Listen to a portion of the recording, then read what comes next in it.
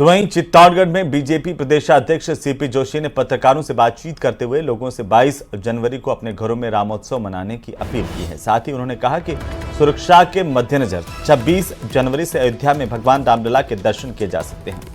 500 साल पुराना सपना साकार होने जा रहा है। राम मंदिर अब सिर्फ बीजेपी का मिशन नहीं बल्कि जन आंदोलन बन चुका है। आपको बता दें कि 22 जनवरी को भगवान राम की प्राण प्रतिष्ठा राम मंदिर में होने जा रही है। देश भर में उत्साह है और इसी बीच भारतीय जनता पार्टी के प्रदेश अध्यक्ष सीपी जोशी ने लोगों से अपील की है कि सब लोग 22 जनवरी के दिन, जिस दिन प्राण प्रतिष्ठा हो रामलला की अयोध्या में, उस दिन अपने घरों में, गांव में, शहरों में रामलला का उत्सव मनाएं, दीप जलाएं और 26 जनवरी के बाद आम लोग दर्शन करने के लिए अयोध्या पहुंचें। उससे पहले अपने अपने गांव में, अपने अपने घरों में 22 तारीख को जश्न मनाएं।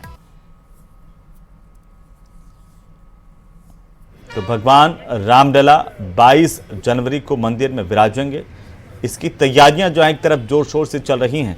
अक्षत गांव-गांव में भेजे जा रहे हैं। 500 वर्षों पुराना हमारा सबका सपना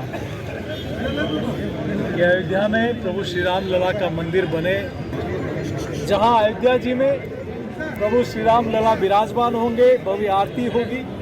वो कार्यक्रम पूरे प्रदेश में लाइव टीवी पर, लाइव एलईडी पर उस कार्यक्रम को देखेंगे।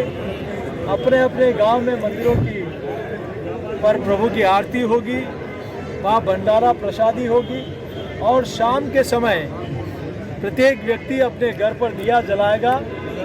जिस प्रकार से लंका पर विजय के बाद प्रभु श्री राम अयोध्या जी आए थे और उसके बाद से पूरा देश दिवाली मना रहा है, तो 22 तारीख को भी राम उत्सव पूरे प्रदेश और देश में होगा और इसकी तैयारियां बहुत बड़े स्तर पर चल रही है। अब तो समाज स्वयं आगे आ गया है इस कार्यक्रम की तैयारियों को लेकर। उधर जैसलमेर दौरे के दौरान केंद्रीय कृषि राज्य मंत्री कैलाश चौधरी का भव्य स्वागत किया गया। जैसलमेर के दौरे के दूसरे दिन जवाहर नगर में उन्होंने भूरे बाबा मंदिर में दर्शन कर प्रदेश की सुख समृद्धि और खुशहाली की कामना की है। बाला ग्राम पंचायत में सरकार की जन कल्याणकारी योजनाओं के लाभार्थियों से संवाद भी उन्होंने किया। इस दौरान उन्होंने कहा कि प्रधानमंत्री के नेतृत्व में जन जन के लिए समर्पित सरकार की कल्याणकारी सरकार को 100% लोगों तक पहुंचाना उनकी प्राथमिकता है। मंत्री कैलाश चौधरी ने नहरी इलाके में किसानों से इस इलाके में होने वाली फसलों संबंधी समस्याओं पर भी बातचीत की है। इस दौरान ग्रामीणों ने मोहनगढ़ सुथार मंडी बाहला सिंगल सड़क को डबल सड़क में बदलने की मांग कैलाश चौधरी से की।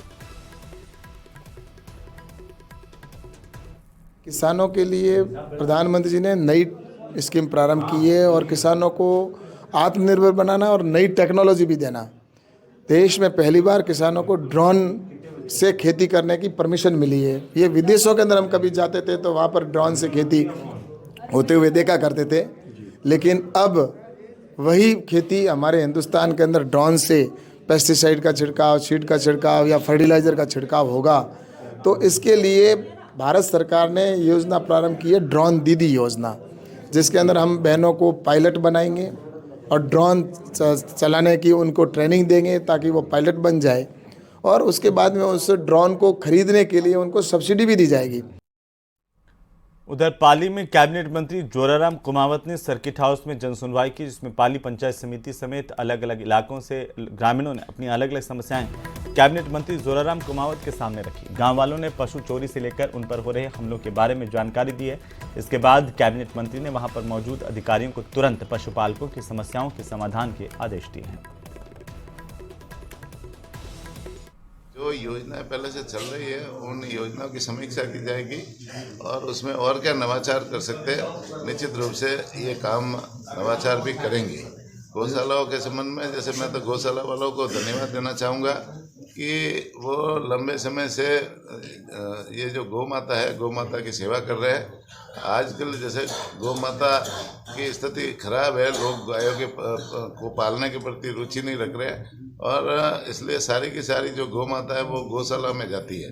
तो गौशाला के पदाधिकारियों को धन्यवाद देना चाहूँगा कि वो इतने बड़े परिवार का पालन पोषण कर रहे हैं। निश्चित रूप से मैं इन गौशाला को और मजबूत करने की जरूरत है। उधर दौसा जिले के महुआ विधानसभा क्षेत्र की 3 ग्राम पंचायतों के सरपंच महुआ नगर